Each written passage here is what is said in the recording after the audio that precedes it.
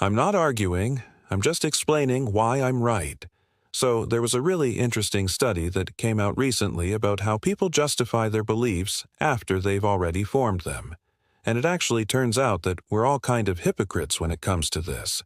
We like to think of ourselves as these open-minded people who evaluate evidence and come to conclusions based on that. But in reality, we tend to accept evidence only if it supports our prior beliefs. In fact, this is such a widespread problem that there's even a name for it. It's called confirmation bias. You can see it everywhere. For example, if you go on social media, you'll see people surrounded by an echo chamber of like-minded individuals who only ever share things that they agree with. This is one way that people lean into confirmation bias. But interestingly, researchers found that we also have a tendency to double down on our beliefs after we've already formed them, especially when we feel threatened or challenged. If you've ever had an argument with someone where you felt like no matter what you said, you weren't getting through, this study may explain why. The authors of the paper published in Nature Human Behavior argue that once you've formed a belief, you start to view the world through the lens of that belief. So you interpret ambiguous information in a way that confirms your pre-existing ideas. Let's take politics as an example.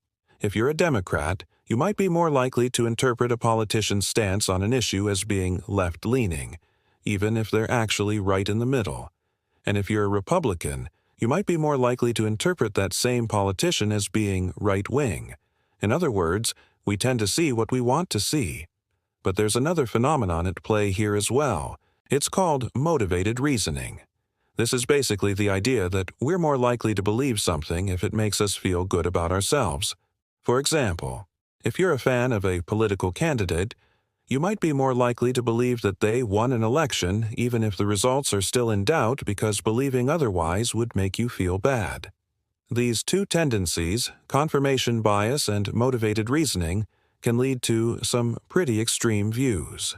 For example, if you're constantly surrounded by people who tell you that climate change is a hoax, you might eventually come to believe it, even if you never would have considered it in the first place. That's confirmation bias. But you might also cling to that belief even in the face of overwhelming evidence to the contrary because it makes you feel good about yourself to believe that you're part of a group that is in the know. That's motivated reasoning. Interestingly, researchers have found that we're more likely to use motivated reasoning to justify our beliefs when they're threatened.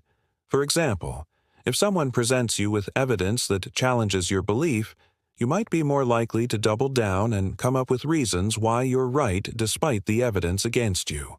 Or, if you feel like people are judging you for your beliefs, you might also be more likely to dig in your heels and rationalize your way of thinking. This is probably because we want to protect our self-esteem.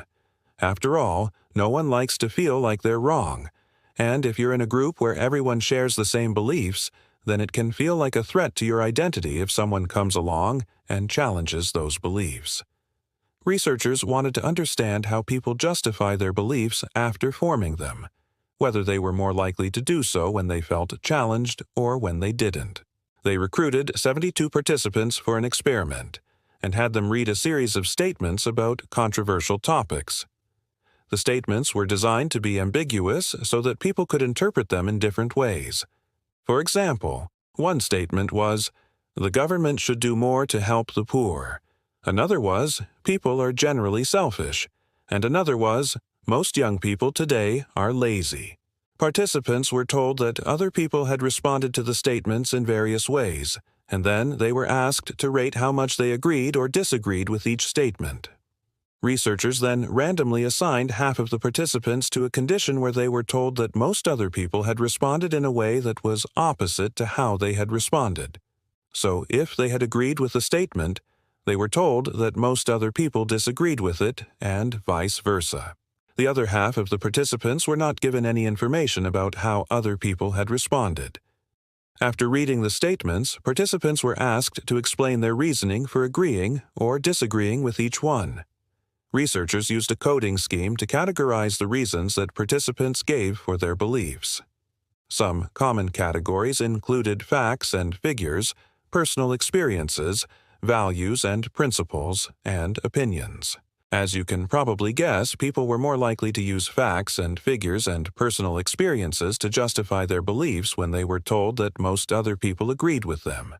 But when they felt challenged, they were more likely to appeal to values and principles and opinions. In other words, people justified their beliefs in a way that made them seem more correct. When they were in agreement with the majority, but when they felt like they were in the minority, they had to work harder to come up with reasons why they were right. Now, this isn't necessarily a bad thing. In fact, it can be a good thing. For example, if you're trying to convince someone that they should stop smoking, you might appeal to their values and principles rather than just telling them that it's bad for their health. That's because people are more likely to listen to arguments that are tailored to their beliefs and values. But it can become a problem when people refuse to consider alternative viewpoints. For example, if you're in a group of friends and one of your friends presents an idea that goes against the group's beliefs, you might be more likely to double down and argue with them even if they have a good point. That's because you don't want to feel like you're the odd one out. You want to conform to the group's beliefs. And when you feel like you're in the majority, you might be more likely to believe that you're right even if you're not. Now, this is not to say that we should blindly accept everything that the majority says. After all, sometimes the majority can be wrong. But it does mean that we need to be aware of our tendencies to confirm our pre-existing beliefs and to double down when we feel challenged. If we can be aware of these tendencies, we can try to counteract them. For example, if you're having an argument with someone and you feel like you're getting nowhere, you might want to ask yourself whether you're appealing to the right things. Are you appealing to their values and beliefs, or are you just trying to cram facts and figures down their throat? Of course, this is easier said than done, but it's worth trying because it could save you from a lot of arguments. And who doesn't want that? In fact, there are many ways to improve your critical thinking skills so that you can better spot logical fallacies, cognitive biases, and other flaws in reasoning. One way is to get better at identifying the underlying structure of arguments. Thanks for watching.